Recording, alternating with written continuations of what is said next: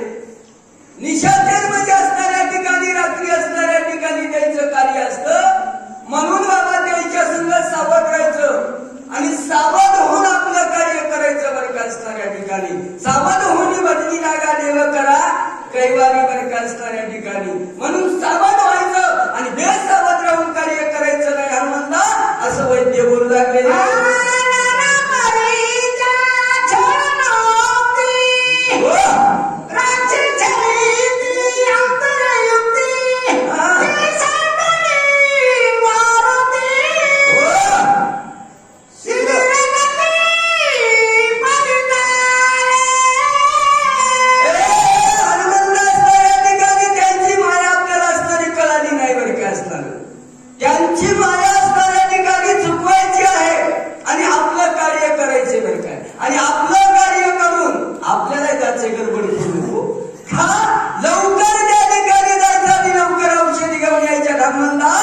असं बोलू लागलेले आहे.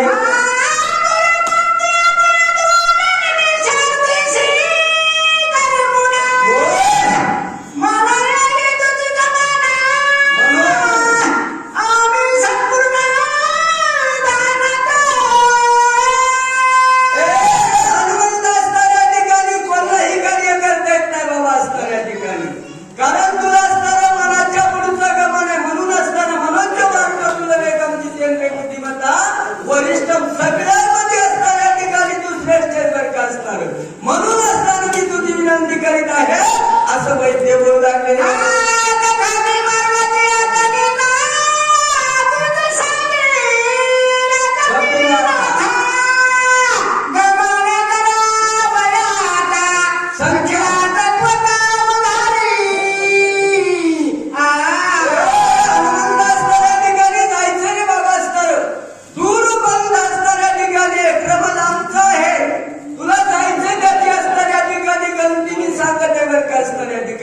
जरा सावधगिरीने असणार या ठिकाणी आहे.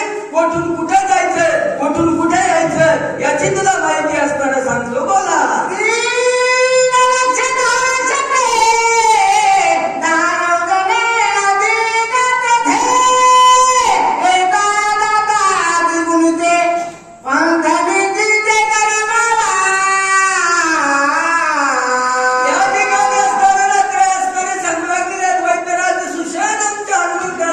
सांगू लागलेल्या बायका असतात. 3,10,10 योजना अधिकारी येते. म्हणजे 3 किती होते मला सांगा ना, मला कळत नाही. 12,40,440 कोटी या ठिकाणी तुला जायचंय बाबा. आणि पुन्हा तेवढंच असणार या ठिकाणी वापस यायचे. म्हणून या ठिकाणी असताना सगळे जेवून खाऊन जर झोपी गेला तर काय होईल.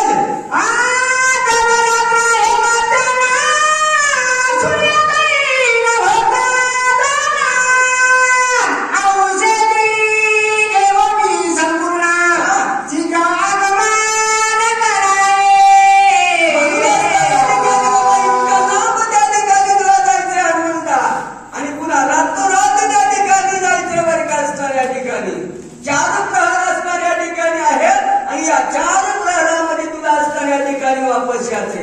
आपला ते एक गेलाय, अजून दुसरा बी असताना शेवट झाला नाही.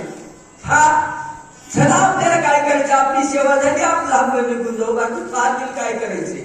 अशा प्रकारे असणार या ठिकाणी हनुमंता तुला त्या ठिकाणी जायचं आणि दिव्य औषधी घेऊन यायचं असं वैद्य बोलू लागलेले आहे.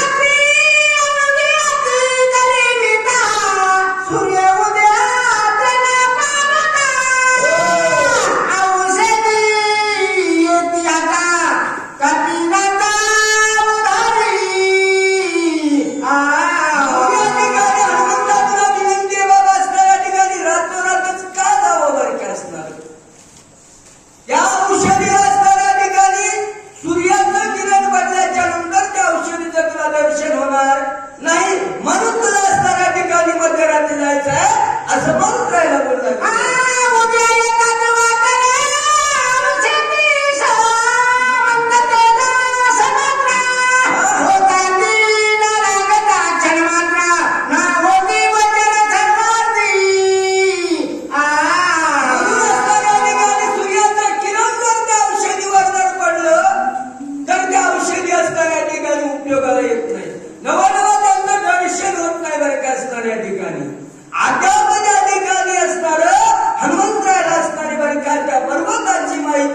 वैद्य असणार या ठिकाणी सांगू लागले.